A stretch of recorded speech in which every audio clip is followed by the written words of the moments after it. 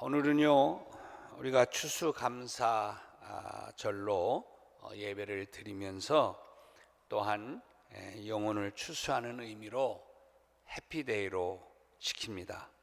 그래서 우리 사랑하는 이들 늘 위해서 또 정말 잘 되기를 바라는 그런 마음을 가지고 있던 그분을 또 위해서 기도하다가 오늘 아마 초대해서 오늘 이 자리에 오신 분들도 계실 겁니다. 먼저 그런 분들에게 진심으로 환영하고 잘 오셨다라고 말씀드리고 싶고 주님의 이름으로 축복합니다.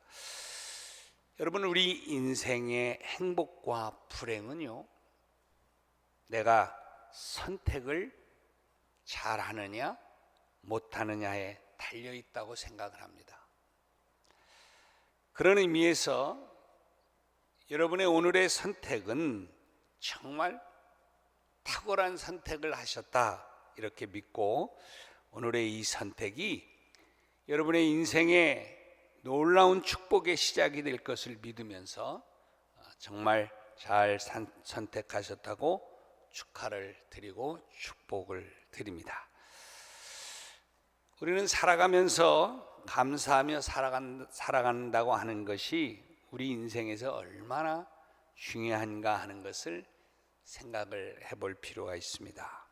그래서 우리 모두가 우리의 인생길을 한번 좀 되돌아보면서 우리는 얼마나 감사하는 삶을 살아왔는가 하는 것을 좀 생각해 보고, 또 감사하며 살아간다라고 하는 것이 우리의 인생길에 어떤 의미를 주는지 한번 점검해 보면서 은혜를 나눴으면 좋겠습니다. 자, 이렇게 감사에 대한 의미를 깊이 깨닫게 되면 우리의 남은 인생이 축복된 인생이 될 줄로 믿습니다. 자, 감사절은요, 교회에서 지키는 3대 절기 중에 하나가 감사절입니다. 한번 점검해 보면 첫 번째는 뭐가 있냐면 성탄절이 있어요. 성탄절 이제 곧 다가오잖아요. 성탄절이 뭐예요? 예수 그리스도의 탄생을 기념하는 절기, 이게 성탄절입니다. 두 번째, 부활절은 예수 그리스도의 부활을 기념하는 절기이죠. 세 번째, 추수감사절이 있죠. 한 해의 수확에 대해서 감사하는 절기, 바로 그게 추수감사절기입니다. 이렇게 감사절은 말 그대로 1년 한 해를 정말 되돌아보면서 우리의 삶을 인도하시고 축복해 주신 그 하나님 앞에 감사하는 날이 추수감사절기입니다. 그런데 아직도 감사에 대해서 오해하는 경향이 좀 있지 않나 싶습니다. 여러분은 오늘 무엇을 이유로 오늘 감사의 예배를 이렇게 드리고 있습니까?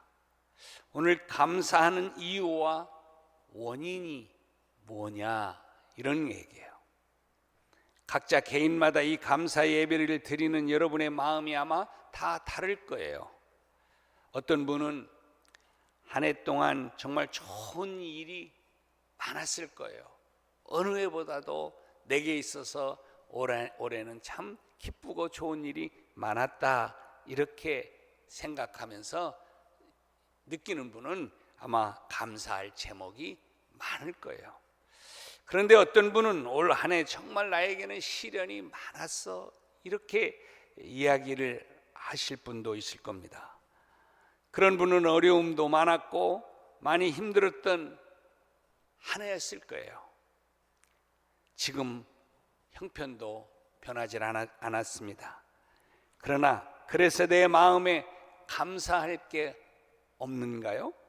그렇지 않습니다. 기독교의 감사는 참으로 신비함이 있습니다. 세상적으로 보면 감사할 일이 전혀 없어 보이는 사람임에도 불구하고 늘 그저 감사, 난 감사해 라며 이러면서 살아가는 사람이 있습니다. 정말 대단하죠? 어떻게 그런 것이 가능할까요? 기독교의 감사는 곧 영적인 능력이요, 신앙의 능력이기 때문에 그렇습니다. 여러분, 사도 바울이 빌립보 감옥에 갇혔을 때에 어땠어요? 막 절망하면서 막 울었던가요? 보편적인 사람 같으면 그랬을 겁니다. 그런데요, 사도 바울은 그렇지 않았습니다. 기쁨에 넘쳐서 정말 큰 소리로 찬양하면서 감사의 노래를 불렀습니다. 밤새도록 그 참혹한 차디찬 감옥에서 그들이 한 것은 하나님을 찬양하는, 감사하는 노래였습니다. 여러분, 이게 곧 능력 아니겠습니까? 어느 누구도 빼앗아갈 수 없는 감사, 이건 그야말로 능력이라고 말할 수가 있겠죠. 오늘 우리가 지키는 이 감사절의 기원, 한번 이렇게 되돌아보면요, 1620년으로 거슬러 올라갑니다. 당시에 101명의 이민자들이 영국에서 메이플라워를 타고 미국의 버지니아를 목표로 출발해 왔습니다. 그러면서 대서양을 건넜죠.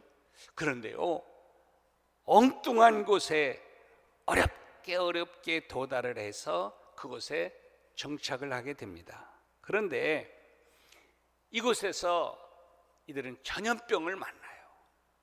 그래서 전염병 때문에 절반가량이 순식간에 다 죽는 시련을 그들이 겪게 됩니다. 그런데 그러던 중에 이듬해 봄에 인디언들이 그들을 불쌍하게 여기면서 그들에게 옥수수를 재배하는 법을 가르쳐 줌으로써 그저 겨우겨우 목숨을 연명할 수가 있었습니다. 자, 이런 상황에서 그해 가을에 하나님의 은혜를 감사하면서 그들이 감사의 예배를 드리게 되는 거예요. 이게요, 추수감사절의 기원입니다. 시작이에요. 그러니까 엄밀히 말하면 그들이 지킨 이 추수감사절은 뭐 풍성함 속에서 감사를 드린 게 아니라는 거죠. 오히려 방금 말씀드린 것처럼 정말 극심한 고난과 전염병으로 사랑했던 가족들, 동지들을 다 잃고 먹을 양식이 없어서 굶주려가는 그러한 가운데 속에서 하나님께 드린 감사의 예배가 추수감사절의 시작입니다. 즉, 어려운 역경 중에서도 우리의 삶을 지켜주신 하나님의 은혜를 감사하고 오늘이라고 하는 소중한 시간을 맞이할 수 있도록 해주신 하나님의 은혜에 정말 눈물로 드리는 감사의 예배였습니다. 이게 추수감사절의 기원이에요. 자, 지금 이 시간 우리는 추수감사절을 맞이하면서 주님 앞에 감사의 예배를 드리고 있습니다. 우리 크리스찬들에게 있어서 1년 12달 정말 한시라도 잊어서는 안 될 것이 있다면 그게 뭐예요? 감사일 거예요. 그런데 여러분, 이 감사에는요, 다른 차원이 있습니다. 오늘 본문에 보면 정말 진액을 짜내는 감사가 담겨져 있고 눈물과 감격이 담겨져 있으면서 정말 어떤 환경 속에서도 변하지 않는 한결같은 감사가 오늘 말씀 안에 담겨져 있는 것을 볼 수가 있습니다. 그래서 저는 오늘 이 감사를 우리가 좀 한번 배우려고 하는 거예요. 자, 오늘 추수감사절을 맞이하면서 그래서 나도 오늘 본문에 언급하는 이 다윗이 드렸던 감사, 이런 감사를 우리도 좀 드렸으면 좋겠다, 이런 감사의 마음으로 살아가면 좋겠다, 이런 마음을 가지고 오늘 이 말씀을 좀 살펴보려고 합니다.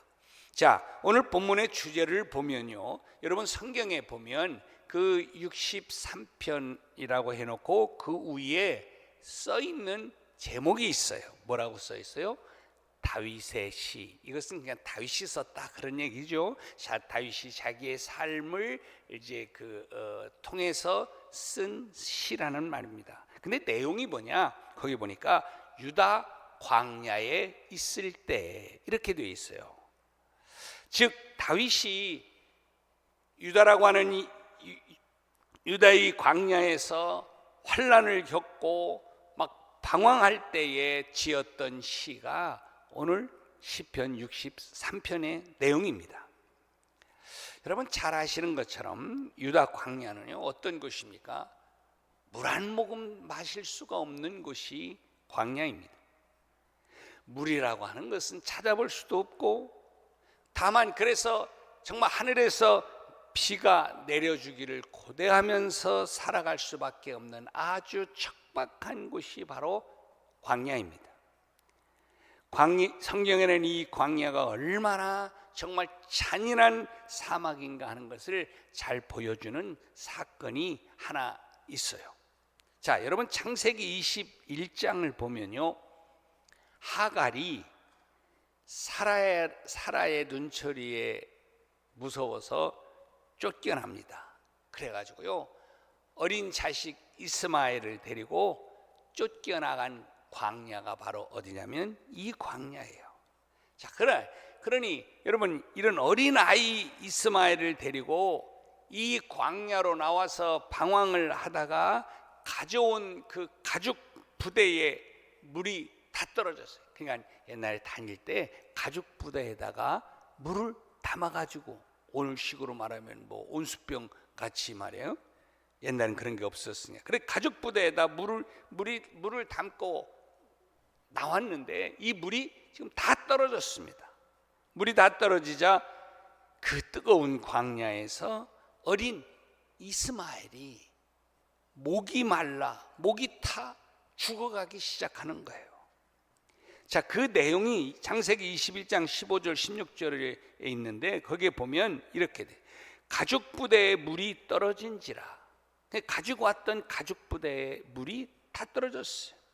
그 자식을 관목동불 아래에 두고 이르되 아이가 죽는 것을 참아 보지 못하겠다고. 그러니까요, 그 나무 밑에 이렇게 아이를 두고 죽어가는 모습을 참아 볼 수가 없다는 거예요. 목이 타 죽는 그 광경을 볼 수가 없어서 화살 한바탕 거리 떨어져, 그러니까 그 좀 거리에 그곳에서 좀 떨어져서 답답하고 안타까워서 떨어졌다는 것이죠. 그리고 거기에서 소리내어 울었다. 지금 이런 이야기입니다.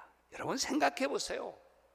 자식이 목말라 죽어가는 그 상황을 바라보는 에미의 심정을 여기 아비의 심정을 이야기를 하는 것이죠.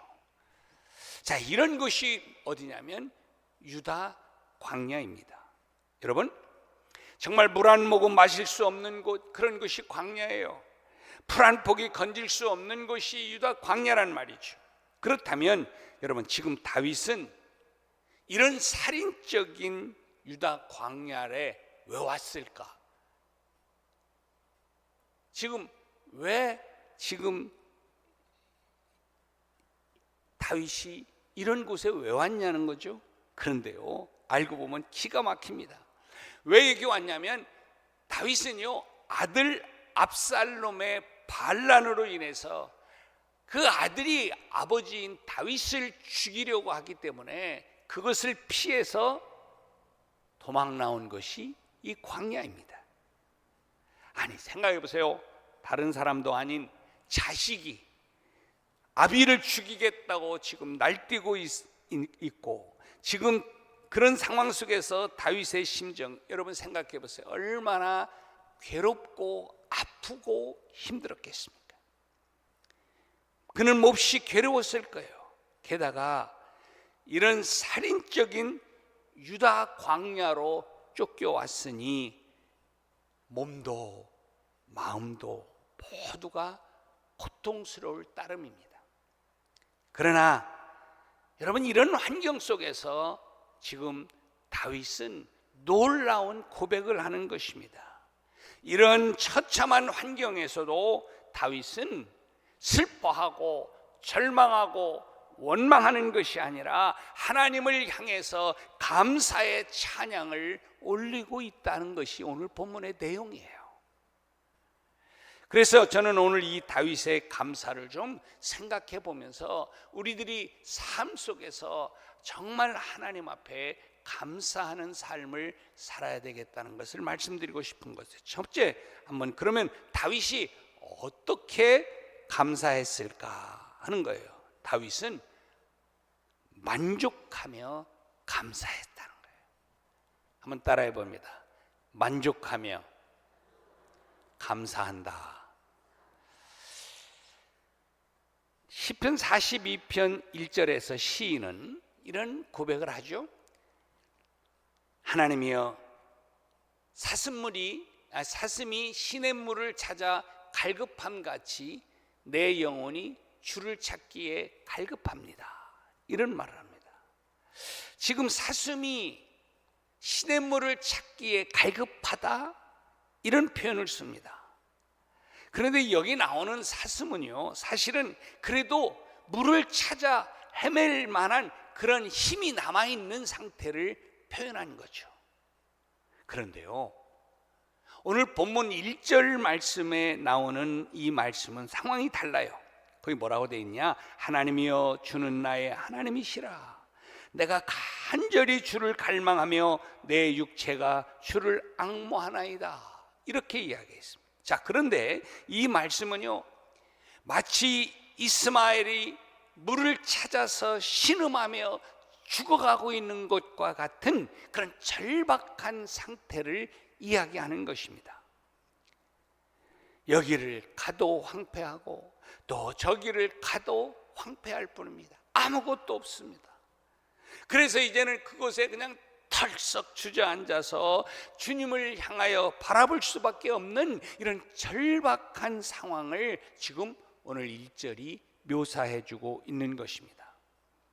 자, 이런 열악한 환경 속에서 그럼에도 불구하고 다윗이 고백하는 소리를 한번 좀 우리가 들어보세요. 뭐라고 고백하느냐? 5절 말씀해 보니까 이렇게 말했어요.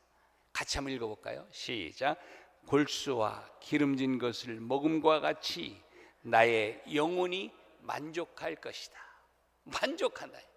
이런 상황 속에서 나는 만족한다는 거예요. 비유를 썼는데 골수와 기름진 것을 먹은 것처럼 나는 만족한다, 이런 말을 합니다. 깡마르고 물 한 모금 찾기 힘든 사막에 내가 있다 할지라도 다윗은 주님의 은혜를 생각하면서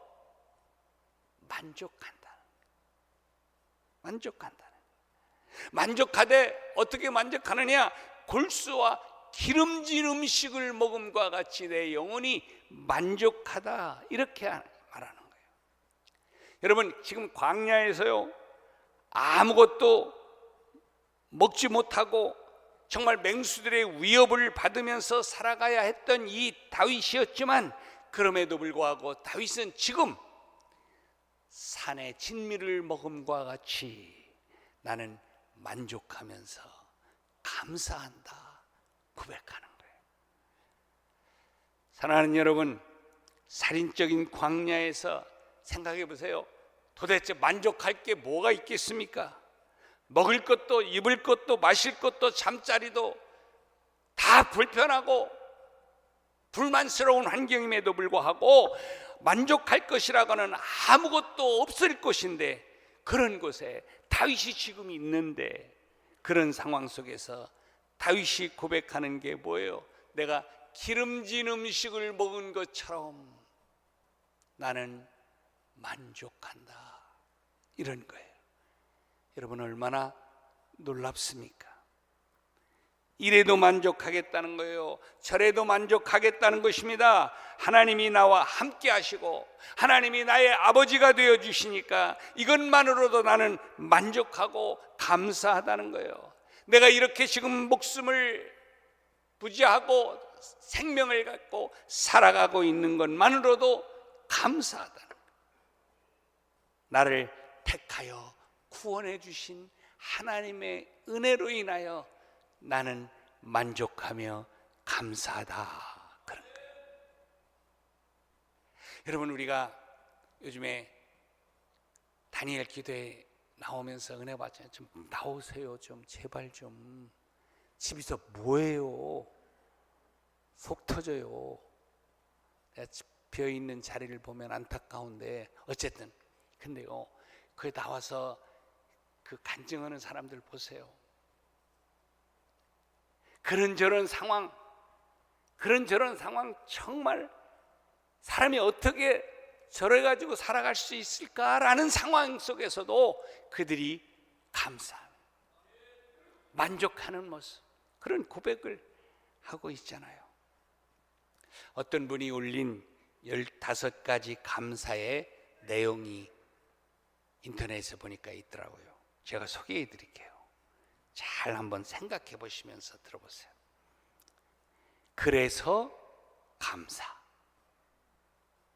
그래도 감사, 그러나 감사, 그러므로 감사, 그렇지만 감사, 그럼에도 감사, 그러니까 감사,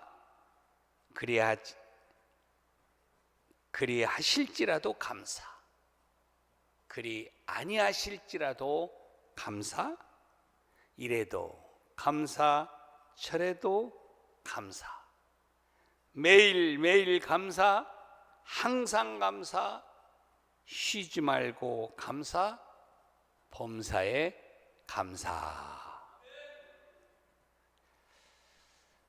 여러분, 다시 말하면 감사하는 특별한 이유가 좋은 여건, 좋은 환경이 생겨서 그래서 감사하는 게 아니라는 거예요.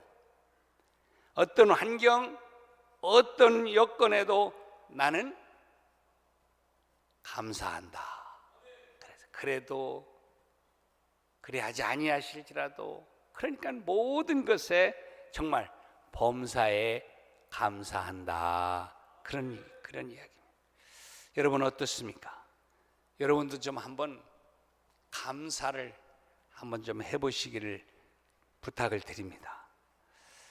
여러분도 좀 감사를 찾아서 내게 하나님이 주신, 하늘이 주신 감사할 일들이 뭐가 있는지 찾아보시고 15개가 아니라 20개, 30개, 50개 한번 좀 찾아서 여러분도 기록을 해보면서 감사하게 되면 여러분의 삶 속에 정말 성숙된 감사로 아마 변하게 될 줄로 믿습니다. 무엇을 바라는 마음에서 감사하는 게 아닙니다. 물질의 복을 받았으니까 감사하는 게 아닙니다. 아무런 조건이 없이 그럼에도 불구하고 감사하는 거예요. 여러분 생각해 보시면요, 감사하지 않은 게 없습니다. 모든 게 다 감사해요. 아니 오히려 죽음의 땅에 거할지라도 만족하며 도저히 감사할 조건이 없는 환경 가운데 속에서도 만족하면서 그야말로 범사에 감사한다.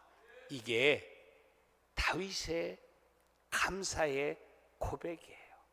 사랑하는 여러분, 여러분도 모든 일에 만족하며 감사하는 여러분 되시기를 주님의 이름으로 축복합니다.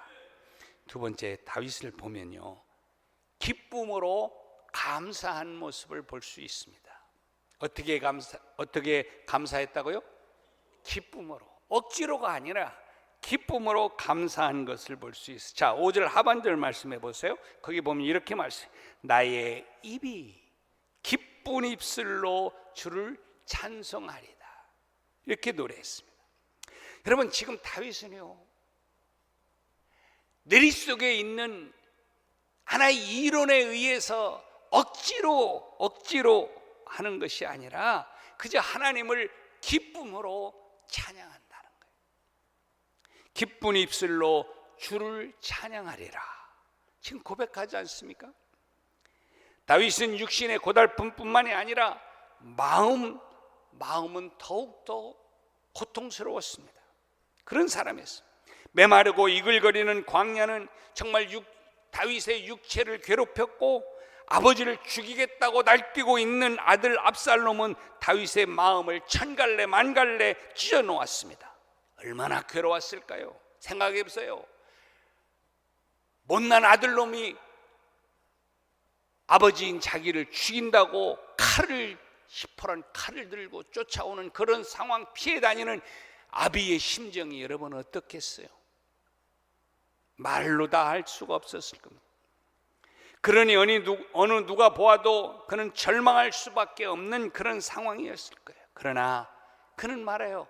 기쁜 입술로 찬양하며 감사하겠다는 것이 다윗의 고백입니다. 그의 믿음이죠. 뿐만 아니라 다윗은 2절에서 또 이렇게 고백합니다. 같이 한번 읽어볼까요? 시작. 내가 주의 권능과 영광을 보기 위하여 이와 같이 성소에서 주를 바라보았나이다.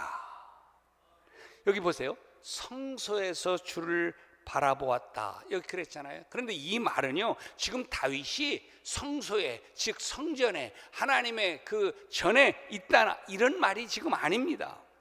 비록 그는 지금 예루살렘을 떠나 있지만 이런 광야를, 이런 험한 광야를 뭐를 삼았다는 거예요? 성소로 삼고 그 성소에서 하나님을 찾음같이 갈망하고 있다, 이런 뜻입니다. 독사가 이글거리고 장렬한 태양이 생명을 위협하면서 정말 물 한 모금 찾기가 어려운 이 광야가 지금 다윗에게 있어서 뭐가 된 거예요? 하나님의 성전이 되었다는 거예요. 그래요, 여러분도 이 광야 같은 그 현장을 성전으로 삼으실 수 있기를 바랍니다. 그리고 그 하나님께 기쁨으로 정말 여러분의 입술을 열어서 하나님께 찬양을 올려드리며 여러분 감사해 보시기 바랍니다. 그러면 하나님의 그 거룩한 영광이 그곳에 임하게 될 줄로 믿습니다. 그리고 그가 기쁨으로 감사할 수 있었던 것 또 하나 있습니다. 그게 뭐냐면 3절에 보니까 주의 인자하심이 생명보다 나음으로 내 입술이 찬양할 것이라. 그가 하나님을 찬양하게 되어지는 이유를 또 하나 이야기하는데 뭐냐면 하나님의 인자하심이 내 생명보다 낫다는 거예요. 사랑하는 여러분, 세상 천하에 생명보다 더 귀한 게 어디 있겠습니까? 그렇잖아요. 그래서 이 생명을 부지하기 위해서, 생명을 살리기 위해서, 생명을 유지하기 위해서 좋은 것도 먹고 병원도 가고 막 살려고 몸부림치는 거 아닙니까? 이 생명 때문에. 그런데요, 다윗은 나의 이 생명보다도 더 좋은 것이 있다, 더 귀하게 느껴지는 것이 있다 고백을 해. 그게 뭐예요? 주님의 은혜라는 거예요. 주님의 은혜라는 거예요. 그래서 그는 그 기쁜 입술로 하나님을 찬양하고 있는 거예요. 하나님께 감사하는 것이죠. 오늘 추수감사절을 드리면서 여러분 이것저것 따지지 마십시오. 여러분 따져보면요, 어쩌면 감사할 것이 아무것도 없을지도 모릅니다. 올해 뭐 풍년이 들었네, 아니면 흉년이 들었네, 여러분 따지지 마세요. 오늘 내 가게에 흑자였네, 적자였네, 따지지 마세요. 올해 하는 일이 정말 잘 됐네, 안 됐네, 여러분 따지지 마세요. 어쩌면 그것은 세상 조건에 감사하는 것입니다. 우리는 오늘 내 영혼이 주님을 향하여 감사하는 감사의 능력자가 되어야 될 줄로 믿습니다. 여러분이 이런 능력의 감사를 오늘 주님께 드릴 수 있기를 주님의 이름으로 축복합니다. 다윗과 같은 고백을 드리십시오. 주여, 주의 인자하심이 생명보다 나음으로, 주의 은혜가 내 생명보다 나음으로 내 입술로 주를 찬양하나이다. 주님의 은혜가 생명보다 낫다는 거예요.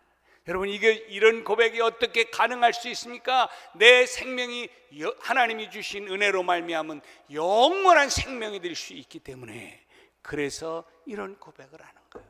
우리가 하나님을 믿는다고 하는 것이, 우리가 구원받아서 하나님의 천국 백성이 된다고 하는 것이 바로 이것을 의미하는 것이죠. 그런 믿음을 가지고 그런 감사의 조건을 깨달은 사람은 그래서 주님을 기쁨의 찬양을 올려드릴 수가 있다는 것이죠. 사랑하는 여러분, 주님의 이 놀라운 은혜를 기억하면서 오늘 또 여러분의 입술을 열고 하나님을 찬양하며 감사하는 삶을 사시는 여러분 되시기를 주님의 이름으로 축복합니다. 마지막으로요, 다윗은 앞으로 도와주실 은혜를 생각하면서 감사했어요. 한번 따라해 볼까요? 앞으로 도와주실 은혜를 생각하면서 감사. 아멘입니까? 여러분, 다윗은요, 도망자의 운명에 지금 처해 있었고, 언제 압살롬의 칼날에 죽을지 장담할 수 없는 그런 상황 속에 있었습니다.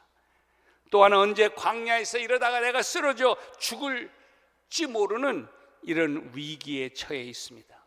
그야말로 다윗의 생명이 정말 경각에 달려있는 이러한 상황 가운데 속에서 하는 그의 고백이에요. 들어볼까요? 7절에 주는 나의 도움이 되셨음이라. 내가 주의 날개 그늘에서 즐겁게 부르리이다. 주님의 날개는 주님의 권능과 보호를 상징하는 것이죠. 즉, 다윗에게는 하나님의 권능이 나를 보호하실 것이라고 하는 소망이 있었고, 주님께서 반드시 자기를 정말 적과 광야로부터 보호해 주신다고 하는 믿음이 이 다윗에게는 분명히 있었습니다. 여러분, 그러면서 다윗은요, 하나님 앞에 감사하는 거예요. 하나님이 나의 앞날고 내일도 하나님께서 나를 보호하시고 나를 인도해 주시고 나와 함께 해 주시고 나를 이끌어 가실 것이고 나를 축복해 주실 것이라고 하는 믿음을 가지고 그는 감사하고 있는 것이죠. 사랑하는 여러분, 여러분의 이 놀라운 감사의 고백이 바로 다윗의 고백과 동시에 여러분의 고백이 될 수 있기를, 믿음의 고백, 믿음의 감사가 될 수 있기를 주님의 이름으로 축복합니다. 오늘 8절에서 이렇게 말씀하죠. 나의 영혼이 주를 가까이 따르니 주의 오른손에 나를 붙드실 것이거니와. 할렐루야. 여러분 믿으십니까? 하나님이 강하고 이로운 오른손으로 여러분을 붙들어 주실 것이다. 오늘 하나님이 임마누엘로 함께 하신 것처럼 여기까지 정말 에베네셀이 하나님이 되셔서 우리를 붙들어 주신 것처럼 내일 또 그 하나님이 나를 붙들어 주실 것이다. 우리의 가정을 함께 하실 것이다. 우리의 교회의 이 민족에게 함께 해 주실 것이라고 하는 이 믿음이 다윗에게는 감사로 이어진 거예요. 사랑하는 여러분, 여러분의 내일의 삶도 하나님이 그렇게 여러분의 손을 붙드시고 함께 하시면서 승리하시고 이끌어 가실 것에 대한 믿음을 가지고 오늘 또 내일을 향한 것도 감사하며 나가시는 여러분 되시기를 주님의 이름으로 축복합니다. 그저 범사에 감사하고 또 어떤 환경 속에서도 만족하며 감사하며 기쁨으로 하나님을 오늘 찬양하고 그 찬양이 내일에 대한 것으로까지 감사하며 나아가시는 여러분 되시기를 주님의 이름으로 축복합니다. 제가 마지막으로요, 영상을 하나 소개하면서 마칠 텐데, 광야 같은 삶을 지나면서 감사하고 있는 한 자매의 고백을 들으면서 여러분도 그렇게 감사로 살아가는 여러분 되시기를 바라면서 이 영상을 한번 같이 보겠습니다. 여러분 안녕하십니까? 내래 북한에서 2번 북송 3번 탈북을 하면서 어렵사리 남조선으로 온 북한에서 온 예민아이 윤썰미입니다. 탈북 노정 속에서 인신매매도 당하고 북한 교도소도 끌려가면서 수없이 죽을 고비를 많이 넘겼는데요. 10명 중에서 3명 정도만 살아나올 수 있다는 극악무도한 북한 교도소에서 너무너무 배고파서 나무를 찍다가 뱀을 발견하면 뱀을 잡아먹고 사람의 똥을 먹고 자란 쥐를 먹으면서 버텼습니다.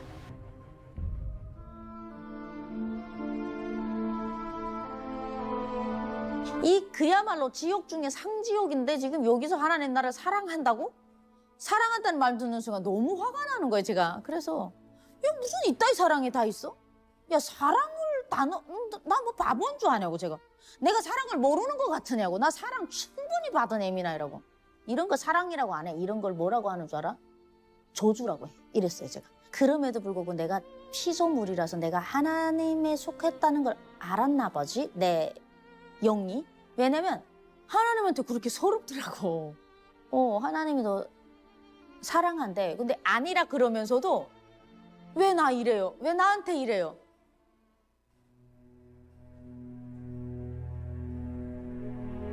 내 아버지가 누군지 모르고 살았는데 갑자기 어느 날 내가 너무 개고생하고 있는데 혼자 고생을 거의 다 이겨냈는데 아버지가 더 이렇게 재벌 삽질 같은 아버지가 탁 나타나가지고 내가 네 아버지다.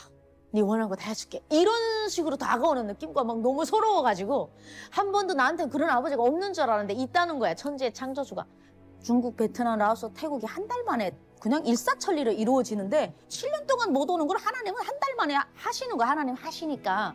그 과정의 모든 순간을 하나님 동참하시고 숨 쉬고 계셨고 나를 업고 다니셨는데 그거는 몰랐어요. 1차 북송은 신고, 지인의 신고로 인해서 제가 북한을 나가게 됐고 13번의 공개 재판을 거쳐서 북한의 전고리 교도소로 입소를 하게 됩니다. 그때는 감사할 일이 없더라고요, 제가. 그래도 저는 뭔가 감사하고 싶어서 감사거리 하나 찾은 게 20대에 감옥 와서 감사했습니다. 나이가 들면 똑같은 일을 해도 계속 맞아요. 느리니까 할머니들은 계속 맞아요. 맞긴 맞아도 나이 드신 분들보다 너무 적게 제 세 발의 피로 맞았어요. 기억도 안 날 만큼. 그래서 너무 감사했습니다. 그 젊은 시절에. 제 이야기를 들으면 여러분들께서는 참 고생했다, 애썼다라고 하는데요. 탈북하고 보니까 하나님이 저 업고 오셨어요. 내가 하나님과 같이 왔는데 여러분 발자국은 내 하나밖에 없어요. 한 사람 발자국밖에. 난 어디 갔나? 그게 내 발자국인 줄 알았어요, 원래는. 근데 제가 말씀 앞에 다가서고 하나님의 은혜를 깨달고 보니까 그게 다 하나님 발자국이었어요. 하나님께서 저 업고 오셨어요. 뭐 업고 왜 여기를 보내주시는지 압니까? 지금 대한민국에서 신앙생활을 하고 있는 여러분들께 힘이 되라고, 지치지 말라고, 예수 그리스도는 진리라고, 다음 세대도 꼭 이거 짚고 나가야 이 나라가 복받는다고, 지금 잘하고 있다고, 더 잘해야 된다고 하나님께서 보내주신 줄 믿습니다. 사람들은 아직도 넌 더운 물에 감사하니? 이런 말을 하거든요. 이제 11년이 됐으면 받아들이고 스며들어야 된대요, 한국이. 그 스며든다는 게 무슨 소리냐면 일상의 감사를 버리고 당연하게 살으라는 거죠. 아침에 일어나면 감사 기도가 바로 나오십니까? 저는 그냥 알람 소리는 바로 끄고 벌떡 앉아요. 눈 떠지는 게 너무 감사해서. 감사 안 할 일이 없죠. 걸음마다 다 감사해. 먹어도 감사하고 마셔도 감사하고. 그래서 저는 감사 깨우고 한국 천만 크리스천들에게 우상을 부시는 역할을 감당할 사역이라고 생각하고 있고 그걸 꾸준히 밀고 나가고 있습니다. 평생 그렇게 살아야죠. 너무 좋습니다. 지금 너무 해피. 오늘 숨을 쉬는 것 감사, 나를 구원하신 것 감사, 내 뜻대로 안 돼도 주가 인도하신 것, 모든 것 감사.